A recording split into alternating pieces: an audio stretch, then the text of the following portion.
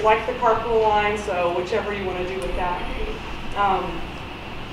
Early ed, it really is asking that people don't pick up at that side door, is that you come around, because it gets really confusing for them when people walk up to that door and pick up. And they're like, wait a minute, where did so-and-so go? I think that was the mom. Was it the mom? Like, they've got a lot of little young children to support there. If your child does come in late, we don't do this in the early childhood program, but the 6-year-olds and up program, we just ask you to come up front to get a knit one slip. What's going on up there, Kim? We have a Google crew, and you guys sit in there, you'll see them. There's 2 little young learners that are supporting me, and they're supporting their learners to sign in and get a little blue ticket to take to their studio.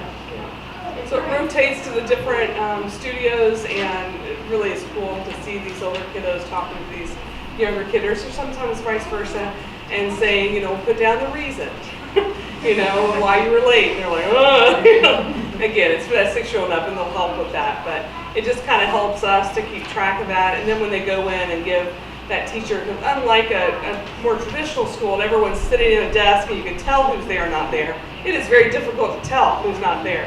And so they come in and get their knit one slip. Yeah. So if you have an older child, do you need to come in with them and do that, or can they just go in and do that? It depends on the age level. Most of the time the teens program, they'll just come in and get their knit one. You might have a 6 or 7-year-old that needs you to walk in with them that first time or a couple times. So, yeah. Yes. That's basically my question. Okay. You just have to depend on the maturity of the specific child. Right. Especially if they need help writing on the slip that they fill out. Yes. This one goes back to the drop-off and pickup. We've got a teen and we've got early ed. Bless your heart. Volunteer time, Sarah. Sign her up. What we were wondering though, and my husband and son had read something that they could help out because there's that last little time, Sure. which I understand, like there's a ton of kids, and so you can't have everybody here at once. So if we were to set up to be able to pick up at a later time, does he need to sign up to do help with the other room, or can he stay and read a book, or? So you can do one of two things. You either talk to his studio teachers to see if there's any way he can wait there or do something, or you could talk to the early ed studio teacher. It's really up to them. Some of them have other responsibilities right after school, like working extended learning, or they tried to do that with the team before and it wasn't successful. So it just really depends on setting up that plan for them, because they need to really go inside that studio and do something during that time, and it just depends on if there's a need and if everything works out. So then maybe he might even be able to hang out, pick up, or help out his studio. Yeah, it just depends on the advisors, yeah, Okay. what they're, what's going on for them. Awesome. Email. He was. Email time. Yeah, that's right, yeah. Thank you. And PPCs are coming up, so. You have that 10-minute commitment. And sometimes families say, but you told me I couldn't come in until I went to the volunteer substitute workshop. Well, if you're an early ed family, you can come into the windows and do your 10 minutes that way.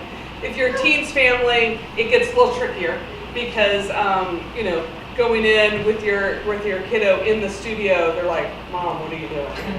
Dad, why do you want to see this stuff?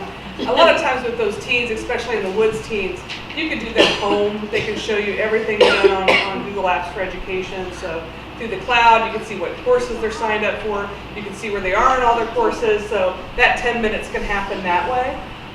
And so if it's somewhere in the middle, it can happen before or after school. Just talk to the teachers about it. It's really important to set up a routine for that. When my daughters were young, it was like Thursday afternoon. We did it, trying to do it religiously. And we usually missed about once or twice a month. But still, they would say, I said, well, what do you want to show me? And so when a child comes home and says to you, Mom, I did the stamp game, and you're like, I have no idea what stamp game is. You're like, 10 minutes, can we go in on Tuesday afternoon and you show me the stamp game? And so those are really good ways. In October, we'll have the child's work night. And so for the elementary program, you can come in, so early ed and elementary, you can come in and watch your child give you lessons. And so you have to be like really quiet, you're just there to observe, you're not trying to correct them, You're just letting them show you what they're learning, and it's so beautiful. What's really funny is you have this 3-year-old who's never done the 100 board, 100 tiles from 1 to 100, and they decide to get that out to show you that evening, and they've never even done it before. That's really fun. But one year I had this parent that this child was giving them a lesson on the Tower of Cubes. And so if you've seen that early ed, so it's the cubes that get smaller all the way up. And so the child liked for the lesson, because the lesson's about, not just about gradating the Tower of Cubes, it's also about purposeful movement. And so they might go over and get the one cube, and they're holding it carefully, and they've got to move through the environment, walk around the rugs that are laid down, and get to their rug, and they put it down. And that could take a little while. And so this dad was like, forget it, let's put it here. And the child goes, Dad, you put those back. But it's really neat to see your child as the teacher for you, and it's a really beautiful experience. Discipline, I could talk all night just on that topic, so I won't. I brought some books in here for you that are also really helpful. So we really work on inner discipline. We don't have in trouble at our school, but we all make decisions, and sometimes we like the consequences of our decision, and sometimes we don't. And that doesn't mean that we're always going to put the consequences. Like if I push down my best friend and they're hurt and they're crying, that's a consequence to that decision. And so if something like that happens, we're going to walk really closer and we're going to stand there. And this child might go, stop it, don't you ever push me again. And this child goes, okay, I'm sorry. And I'm just standing there helping to make sure that both children can get their needs met in that situation. I don't have to do anything other than that if they can work that out. I'm not going to let that child push them again, So we might have a private conversation, depends on that situation, but I want them to develop that inner discipline, right? I had a teacher friend of mine who was, she was a teacher at a different school, and she said, oh, it's so great, my children, day 15 of school, they're already lined up in a straight line. And I said, oh, wow, cool, what'd you do? And she goes, well, this is what I do. I stand at the front of the desk, and I don't want to offend anybody if you do this, please don't be offended.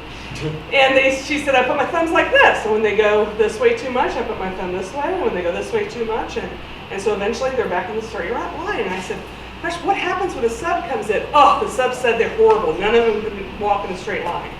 So, that's regulating instead of self-regulating. And so we wouldn't do that because we want to help them to moderate themselves. First of all, they don't need to be in a straight line. We don't make them do something that's not necessary, but we don't want them to also bump into somebody hardly, so they start working on how to control their body, and especially that 3 and 4-year-old. So I've got several Montessori reads here. I've got a whole slew of books in my library that you're welcome to check out. There's a little piece of paper there that you fill out with your information on it, and you take the book you want, put the piece of paper in the family side, and then you return it, hopefully in the time frame you said, or you call back and say, I want to make this a little longer, which is fine too. But you're welcome to check out lots of books. There's, 200 books there to check out. Absorbent Mind is a very heady book, a philosophy kind of book about Montessori. It's very powerful, but it is not something we'll read in a weekend for most of us. Montessori Madness was written by 2 parents, 2 dads actually, at a Montessori school. And if you've seen that little video that we play at an observation, they wrote that to Mad Men. So it gives you some very down-to-earth Montessori philosophy and so forth. The Tao of Montessori, Reflections on Compassionate Teaching.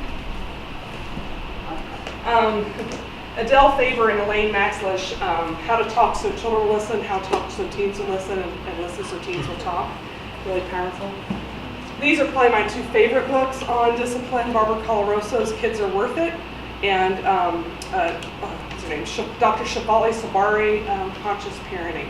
And so both really powerful. She's got a second book out too that I also have called Out of Control, which is mostly talking about us. But anyway, it's really interesting, so you should look at it. And the Awakened Family. The Awakened Family. The Awakened Family, that's right. That's her newest one, isn't it? Yeah. I ordered that. I think I got it. Oh. Any questions about that? Who's ready to do some reading? Maybe. Yeah, do you? Can you go back to the 10-minute thing? Sure. Does it continue to come in like monthly or have a week? So in that commitment form you signed, and we put your thumbprint on it when you did enrollment, Just kidding, we didn't put your thumb for it was just one of those bullet points in there about coming in for 10 minutes a week. And so it really just means connecting with your child or what's happening in the studio 10 minutes a week. And it's really to make sure that we don't do a drop-off. When we get comfortable with what our children are doing, we drop them off, pick them up, and we don't really hang out so much. And so for that early ed, that could mean standing at the window 10 minutes a week. Down the teens program, it could mean having a conversation with them about what courses they're working on, and then everything in between. That stamp game that I talked about, them showing you the stamp game, that kind of thing. Yes, ma'am. With the observations, we have our 5-year-old who's in the early ed. So can I have a conversation with her about this is what I observed today? Or is that something that I just keep in my own arsenal? It's a good question. Because I found myself wanting to say, oh, I was watching, we're gonna do this with someone else. And then I was like, I don't know if I'm supposed to talk about it or not. So It's a good question, and I'll say it's situational, depending on the child probably, Sometimes when a child knows that their parent's there, they're like looking at the window all day, Sometimes it's just a neat connection. Your child may not have any movement to that at all. So, you could say things like, what was for snack today? And already what was for snack because you saw it. And she says, I don't remember. And you might say, I think I saw someone's parent bringing bananas or whatever. So that might spur her to give you more information about the day than just saying, what did you do today? Just take that out of your vocabulary. Just don't use that phrase anymore because it doesn't really help you get information. What are the 2 most famous answers for what did I do today? I don't know, nothing. Yeah, right. And so if you said, was there a lesson that you received in the math area? Did you do any practical life activities? The early ed, for instance, is going to be doing Montessori Mondays. We've got a series of different educational workshops and work options, informational options that are going to be available this year. We just sent that email out yesterday or today? Today. So you can kind of see all of those things that are getting ready to happen, so we'll be sharing that back. So those are all ways to do that too. Yeah. Do these students need to, it sounds like they usually have an after school, like if you're coming into pickup. So not necessarily in the morning if you're bringing them in before classes started, but usually afterwards? Usually, but I would just say talk to the studio teachers and ask them what's a good plan for them. Sometimes they meet right after school and it's not the best time, so it just depends on that co-teaching team.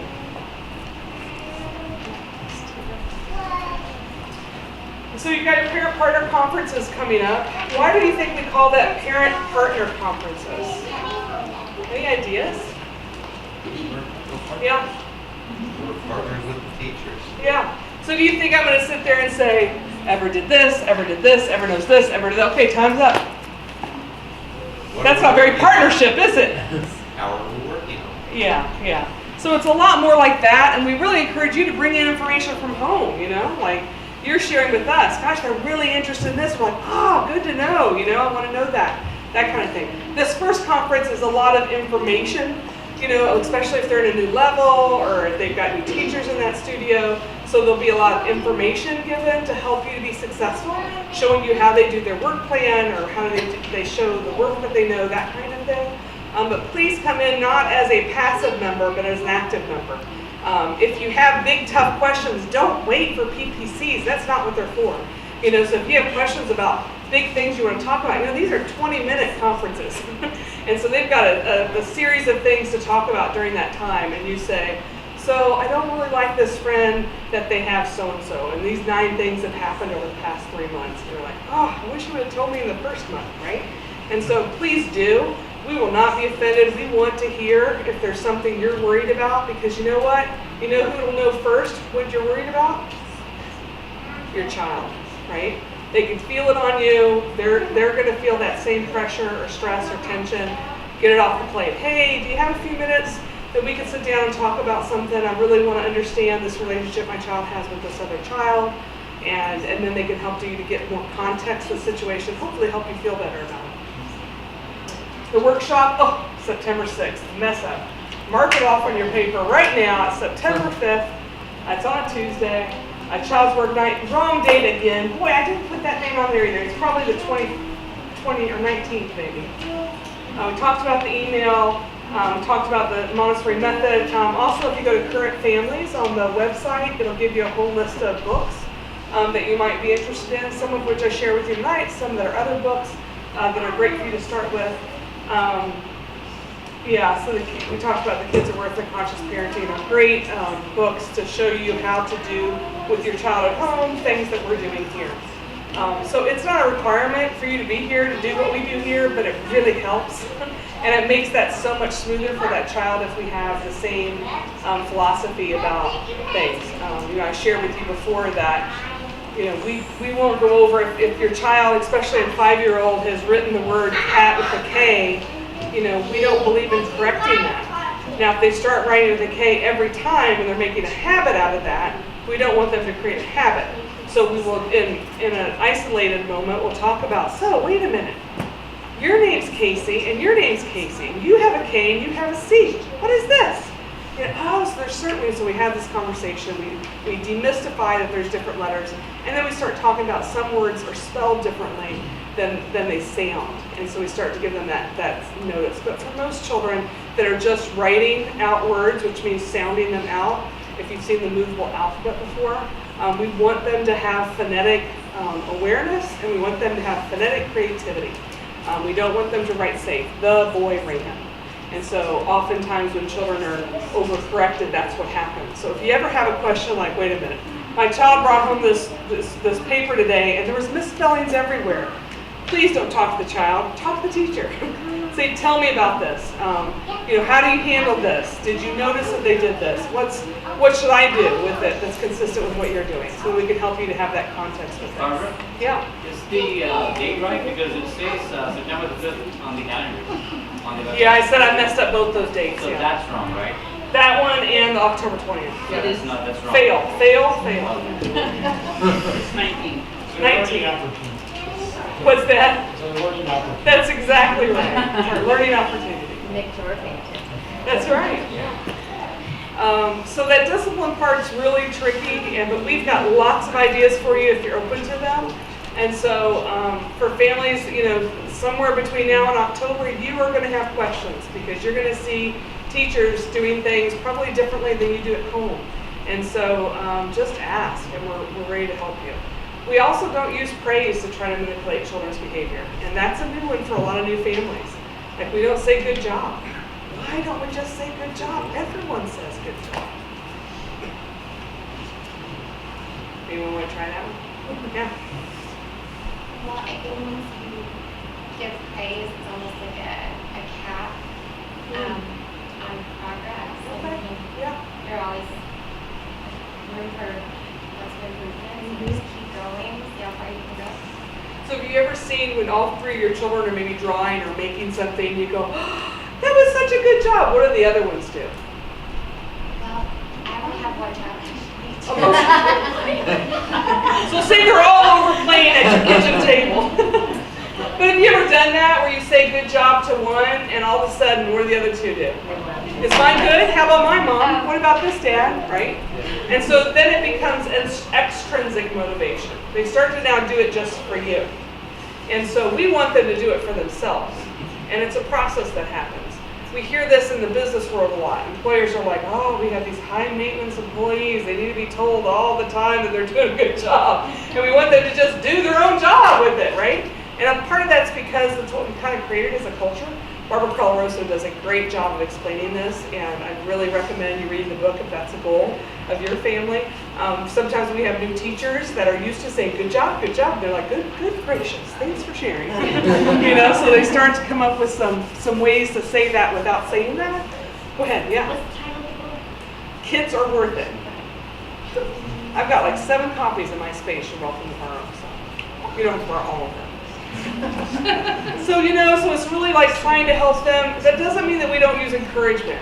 Your child's learning to go up the steps independently on this huge slide.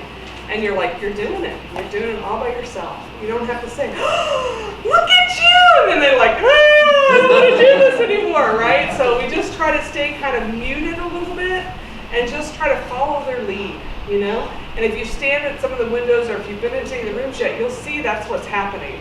Is that adult is there as kind of a partner with them instead of the one telling them that's right, that's wrong, here's your gold star, here's your pat on the back. because we want them to be able to do that by themselves. Like, yeah, I really, this child finishes the 100 board, lay out 100 tiles in a row, and they're so excited. I'm going to mirror their excitement. What did you think? Which part was easy for you? That was. Now, you could have a 9-year-old that does that just to get that reaction. It took them 3 minutes, right? So we don't want to get carried away with that process. We just try to mirror their excitement. We could do that, but we also wouldn't make a bigger deal of it or make a big deal. We don't say to a group of children, look at so-and-so's paper, it's the best one, and that's really hard. We have some new teens that come here that are really strong at something, and they're like, why can't this be as better than everybody else's? I'm like, well, that's up to you if you want to see it that way, but our job isn't to try to compare children to other children. We see them each as individuals, not as widgets. Make sense? So get involved with PIP, we talked about that. This is expansion development. We've got some really neat things that we do at the school. We had, 30 visitors into the school last year, some really powerful people. Our mission is also to be a change agent, is to embrace our philosophy within the community and help with families and education and learning. So we have lots of visitors in just as part of our expansion development because we want to show what we're doing to other people. Who's seen the Brave video that we did a couple years ago? Yeah, that's really powerful. If you go onto our website, you can see that part too. But anyway, Melissa is supporting our recent Casa de Curiosity. So I'll let her share about that. Here, so it's mine.